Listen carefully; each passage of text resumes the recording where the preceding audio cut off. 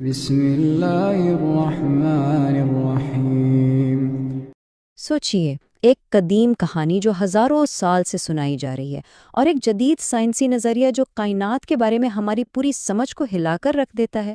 کیا ان دونوں میں کوئی تعلق ہو سکتا ہے؟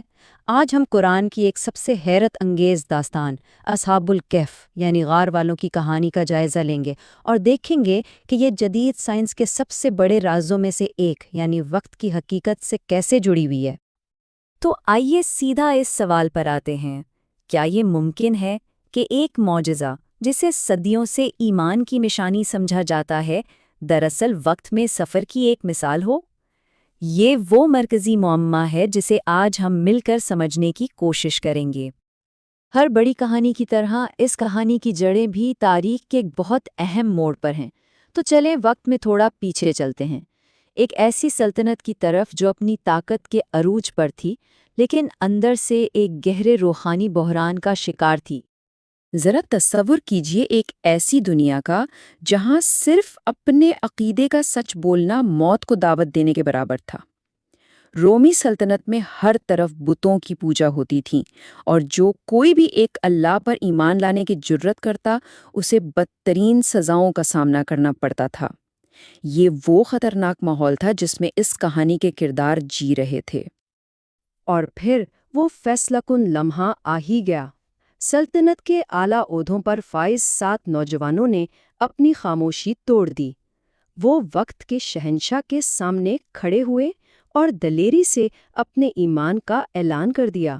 یہ صرف بغاوت نہیں تھی، یہ سیدھا سیدھا اپنی جان کو داؤ پر لگانا تھا۔ شہنشاہ غصے سے بھرا ہوا تھا۔ اس نے انہیں 3 دن کی مہلت دی کہ وہ اپنے عقیدے سے پھر جائیں، لیکن ان نوجوانوں کا ایمان بالکل پکا تھا۔ انہوں نے اپنا سب کچھ، اپنا گھر، اپنا رتبہ، سب کچھ چھوڑا اور رات کے اندھیرے میں شہر سے نکل گئے۔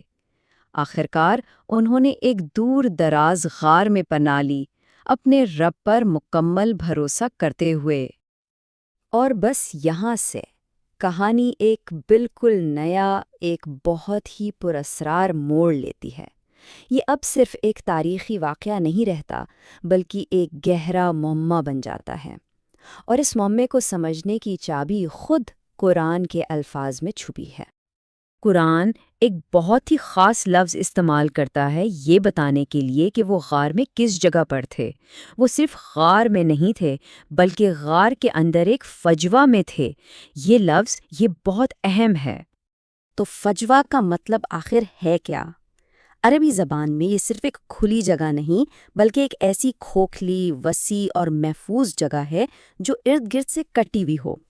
کچھ ماہرین کا ماننا ہے کہ یہ قسم کا ٹائم کیپسول تھا، ایک ایسی جگہ جو وقت کے عام بہاؤ سے بالکل الگ تھلگ تھی۔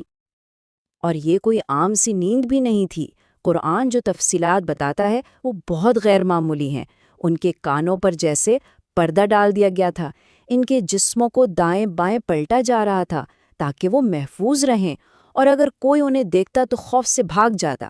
یہ سب اشارے ہیں کہ وہ وقت اور جگہ کی عام حالت سے باہر کسی اور ہی کیفیت میں تھے۔ اور یہ تضاد تو سب سے حیران کن ہے۔ جب وہ جاگے تو انہیں لگا کہ شاید ایک دن یا اس سے بھی کچھ کم وقت گزرا ہے، لیکن حقیقت میں باہر کی دنیا میں پورے 309 سال بیت چکے تھے۔ ان کا وقت کا تجربہ اور دنیا کا وقت کا تجربہ بالکل الگ تھا۔ تو سوال یہ پیدا ہوتا ہے کہ یہ سب ہوا کیسے؟ کیا اس کی کوئی سائنسی وضاحت ہو سکتی ہے؟ چلیں اب ذرا جدید فزکس کی دنیا میں قدم رکھتے ہیں اور دیکھتے ہیں کہ سائنس ان بظاہر ناممکن واقعات کو سمجھنے میں ہماری کیا مدد کر سکتی ہے۔ آئنسٹائن نے ہمیں بتایا کہ وقت جسے ہم ایک مستقل چیز سمجھتے ہیں وہ اصل میں مستقل نہیں ہے۔ جتنا تیز کوئی چیز حرکت کرتی ہے اتنا ہی آہستہ اس کے لیے وقت گزرتا ہے۔ اسے ٹائم ڈائلیشن کہتے ہیں۔ اور اگر کوئی چیز روشنی کے رفتار تک پہنچ جائے تو اس کے لیے وقت رک جاتا ہے۔ یہ سائنس فکشن نہیں، یہ ایک ثابت شدہ سائنسی حقیقت ہے۔ اس چارٹ کو دیکھیں تو بات اور بھی صاف ہو جاتی ہے۔ عام رفتار پر وقت 100% رفتار سے چلتا ہے، جیسے جیسے رفتار روشنی کی رفتار کے قریب پہنچتی ہے، وقت کا بہاؤ ڈرامائی طور پر سست ہو جاتا ہے، اور روشنی کی رفتار پر یہ بہاؤ صفر ہو جاتا ہے، وقت رک جاتا ہے۔ اب اس کو ایک قدم اور آگے لے کر چلتے ہیں، ایک انتہائی مثال لیتے ہیں بلیک ہول کی۔ اس کے بالکل مرکز میں، جسے سنگولیرٹی کہتے ہیں، کشش ثقل اتنی زیادہ ہوتی ہے کہ وقت اور خلا کے ہمارے تمام قوانین جو ہم جانتے ہیں وہ سب بے معنی ہو جاتے ہیں۔ وہاں وقت سیدھی لکیر میں نہیں چلتا۔ اور یہاں آ کر ایک بہت ہی حیران کن چیز سامنے آتی ہے، سنگولیرٹی کا سائنسی نظریہ، جہاں ماضی، حال اور مستقبل سب ایک ہو جاتے ہیں۔ یہ صدیوں پرانے صوفیانہ تصور الآن یعنی ابدی لمحہ سے بہت ملتا جلتا ہے۔ دونوں ایک ایسی حقیقت کی طرف اشارہ کرتے ہیں جہاں وقت کا وجود ہی ختم ہو جاتا ہے۔ تو ہم نے کیسے کی بات تو کر لی کہ یہ معجزہ سائنسی طور پر کیسے ممکن ہو سکتا تھا، لیکن اب آتے ہیں اصل سوال پر، کیوں؟ آخر اس سب کا مقصد کیا تھا؟ اس کہانی کے نازل ہونے کا بھی ایک خاص تاریخی پس منظر ہے۔ مکہ کے کچھ لوگوں نے نبی اکرم صلی اللہ علیہ وسلم کو آزمانے کا فیصلہ کیا۔ وہ اہل کتاب کے عالموں کے پاس گئے اور ان سے 3 ایسے سوال پوچھے جن کا جواب دینا ناممکن سمجھا جاتا تھا۔ ان میں سے ایک سوال انہی غار والے نوجوانوں کے بارے میں تھا۔ پھر سورۃ الکہف نازل ہوئی، جس نے ان سوالات کا تفصیلی جواب دیا اور آپ صلی اللہ علیہ وسلم کی نبوت کی ایک واضح دلیل بن گئی۔ لیکن بات صرف ایک سوال کے جواب تک محدود نہیں تھی۔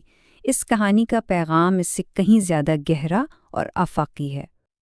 تو پھر اصل مقصد؟ اس کا بنیادی پیغام تھا قیامت کا، یعنی مرنے کے بعد دوبارہ اٹھائے جانے کا ایک زندہ ثبوت۔ یہ صرف وقت کے ساتھ ایک تجربہ نہیں تھا، یہ ایک بہت بڑے پیغام کا عملی مظاہرہ تھا۔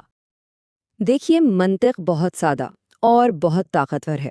جس خدا کے لیے 309 سال کی گہری نیند کے بعد کسی کو بالکل ویسا ہی جگا دینا ممکن ہے، تو اس کے لیے موت کی نیند کے بعد انسانوں کو دوبارہ زندہ کرنا بھلا کیوں مشکل ہوگا؟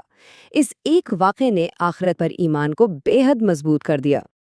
تو جب یہ نوجوان بیدار ہوئے اور ان کی حقیقت دنیا پر ظاہر ہوئی، تو ان کا مشن پورا ہو گیا۔ لوگوں نے اپنی آنکھوں سے اللہ کی قدرت کی نشانی دیکھ لی اور آخرت پر ان کا یقین پختہ ہو گیا۔ اس کے بعد ان نوجوانوں نے سکون سے اپنی جان اللہ کے سپرد کر دی، اپنا مقصد پورا کر کے۔ اور یہ کہانی ہمیں ایک بہت گہرے سوال پہ چھوڑ جاتی ہے۔ اگر وقت، جسے ہم اپنی زندگی کا سب سے بنیادی اصول سمجھتے ہیں، وہ اللہ کی ایک مخلوق ہے جسے وہ جب چاہے موڑ سکتا ہے، سست کر سکتا ہے یا روک سکتا ہے، تو پھر ہماری اپنی حقیقت کی بنیاد کیا ہے؟ یہ کہانی ہمیں صرف ماضی کے بارے میں نہیں بتاتی، بلکہ ہماری اپنی حقیقت کی نوعیت پر گہرائی سے غور کرنے کی دعوت دیتی ہے۔